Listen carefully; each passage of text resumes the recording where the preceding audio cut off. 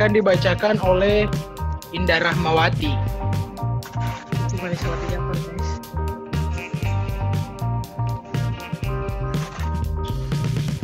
Yang lain boleh silent dulu.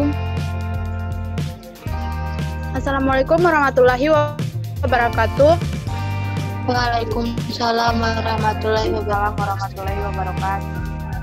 Saya perwakilan dari kelompok 2 ingin mempresentasikan materi kami yang berjudul komunikasi interpersonal.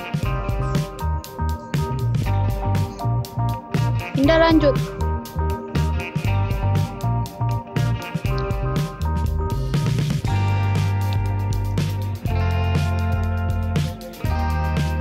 Oke, materinya mana? Mana materi, guys?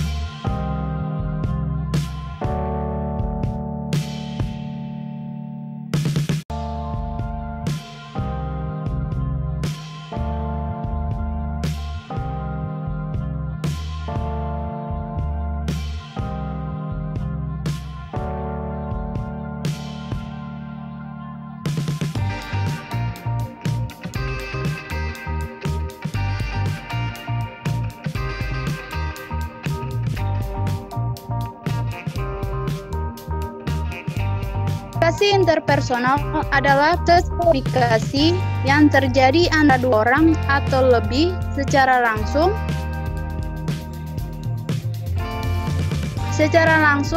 atau tatap muka dan terjadi timbal balik secara langsung pula baik secara verbal maupun nonverbal.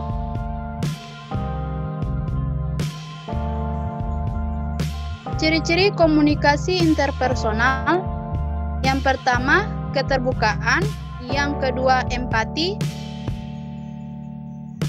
yang ketiga, dukungan;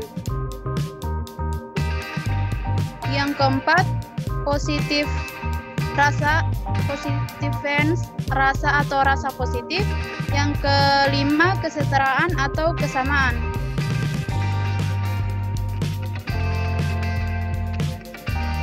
Tujuan komunikasi interpersonal: yang pertama, mengenal diri sendiri; yang kedua, menemukan dunia luar; yang ketiga, menciptakan dan menjaga hubungan yang bermakna; yang keempat, mengubah sikap dan tingkah laku; yang kelima, untuk bermain dan mencari hiburan; dan terakhir, untuk membantu sesama. Komponen-komponen komunikasi interpersonal ada 9. Yang pertama, sumber atau komunikator; yang kedua, encoding; yang ketiga, pesan; keempat, saluran; 5, penerima atau komunikan;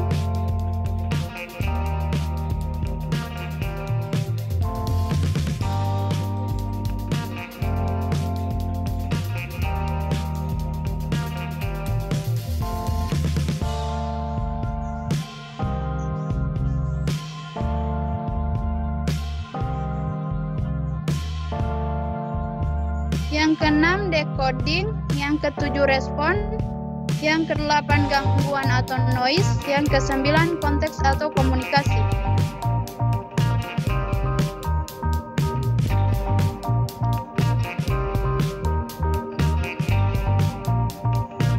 Model komunikasi interpersonal: model pertukaran sosial; yang kedua, model peranan; 3, model permainan;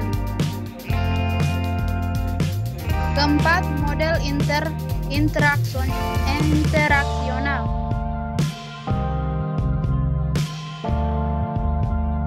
Kelemahan dan kelebihan dari komunikasi interpersonal. Yang pertama, kelebihannya, komunikasi ini lebih efektif karena dilakukan dengan bertatap muka, sehingga isi dan pesan dapat tersampaikan dengan jelas. Kelemahannya, komunikan dan komunikator harus mengorbankan waktu yang dimiliki untuk berkomunikasi, sehingga harus menyediakan waktu khusus di sela-sela aktivitasnya. Selain itu, jangkauannya sempit, maksudnya individu yang terlibat terbatas antara 2 orang saja atau antar kelompok yang kecil saja.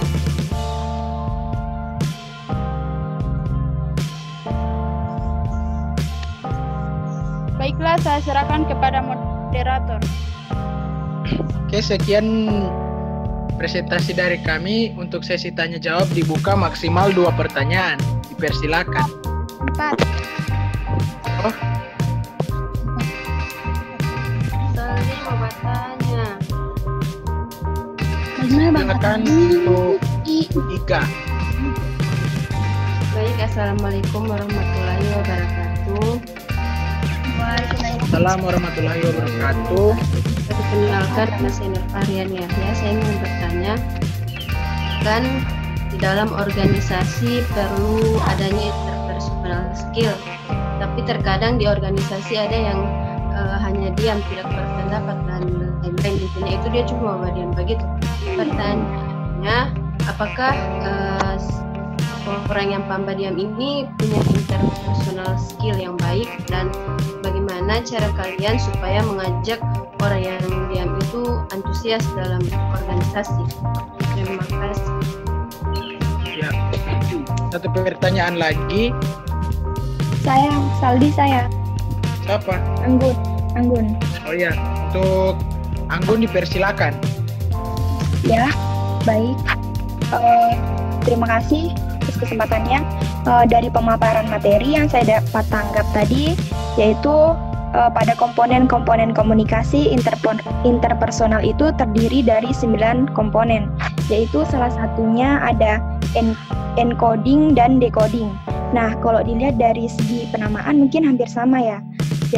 Jadi pertanyaan saya, bisa dijelaskan perbedaan antara encoding dan decoding itu seperti apa, dan berikan contoh komunikasi interpersonal dalam komponen tersebut itu seperti apa. Terima kasih.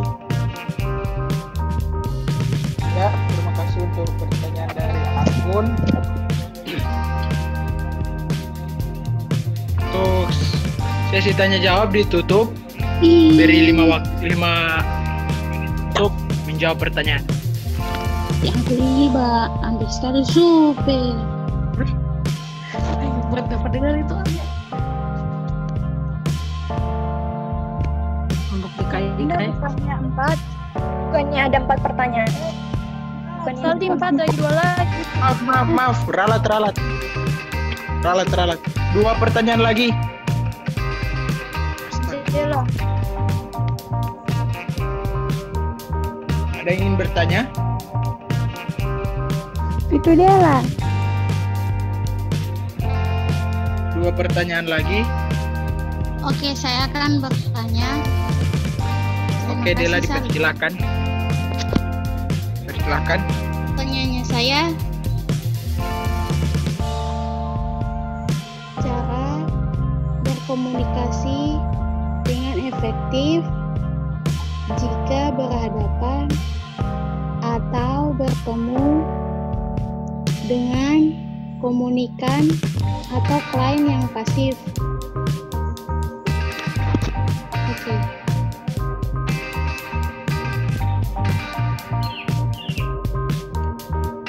Sisa 1 pertanyaan lagi. Persilakan, ada yang ingin bertanya.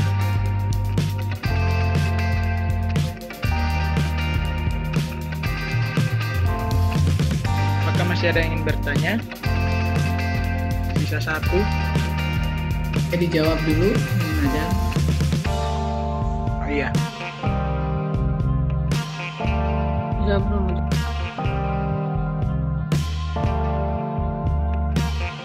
Siapa yang mau jawab? Duluan. Kita. Debbie. Assalamualaikum warahmatullahi wabarakatuh. Waalaikumsalam warahmatullahi wabarakatuh.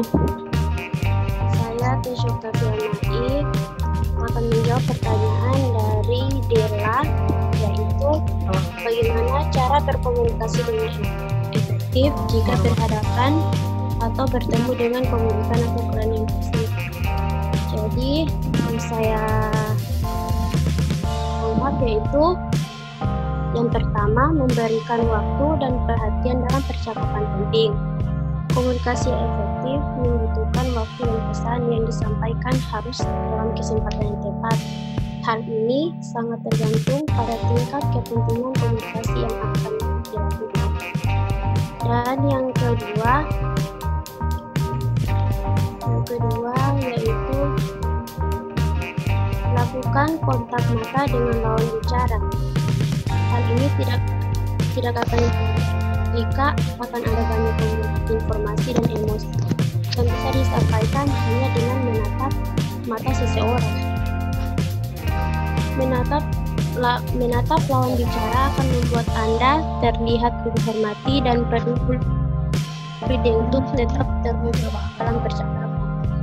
Melakukan kontak mata merupakan keterampilan berkomunikasi yang penting untuk dilakukan. Dan yang ketiga, menggunakan bahasa tubuh yang baik selama berbicara. Lakukan gerakan tubuh saat sedang berkomunikasi dengan lawan bicara. Anda harus menggerakkan tangan saat berbicara, maka perhatikan efek yang bisa ditimbulkan pada orang lain dan jangan lupa memperhatikan reaksi lawan bicara. Dan yang terakhir yaitu mendengarkan itu perlu. Terkadang bentuk komunikasi yang terbaik adalah tidak mengatakan apapun dan hanya mendengarkan apa yang saya disampaikan. Terima kasih. Terkesan nenek, dagunya ini mulutnya, ini hidungnya, dan ini matanya. Ya, Bisa menangkap? bisa. Yang lain? Bisa, Pak. Yang lain? Masih Bisa, Pak. Bisa, Pak. Bisa. di sensasi yang diterima bisa datangnya sama, tetapi persepsi tidak akan sama datangnya. Nanti akan itu ya, ini ya, baru udah tahu. Itulah namanya persepsi. Nah, di dalam komunikasi interpersonal, sensasi bisa kita dapatkan dari mana? Dari tampilan si pasien, dari kondisi bicaranya si pasien, dari cara berpakaian si pasien, klien kita menyampaikan idenya. Tetapi akan terbangun suatu persepsi dari mana? Dari sensasi yang dibangunkan. Oleh karena itu, jangan salah untuk melakukan suatu persepsi. Jangan salah untuk melakukan proses thinking dari sensasi yang kita terima. Tampilan komunikasi, komunikator, media, informasi, sampai pada feedback itu harus dipikirkan sebagai suatu relationship yang baik untuk membina apa? Membina hubungan komunikasi tadi. Ini yang perlu diperhatikan di dalam komunikasi interpersonal. Oke, waktu kita tinggal 8 menit. Ada hal yang mau ingin tanyakan?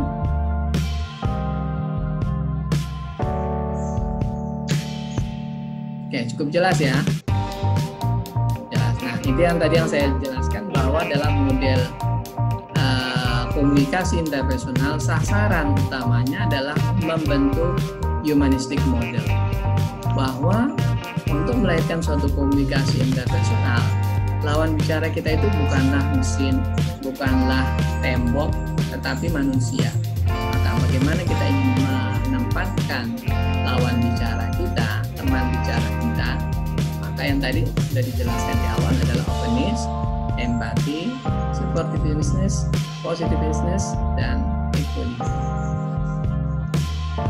Inilah inti dari materi yang kita pelajari dalam komunikasi interpersonal.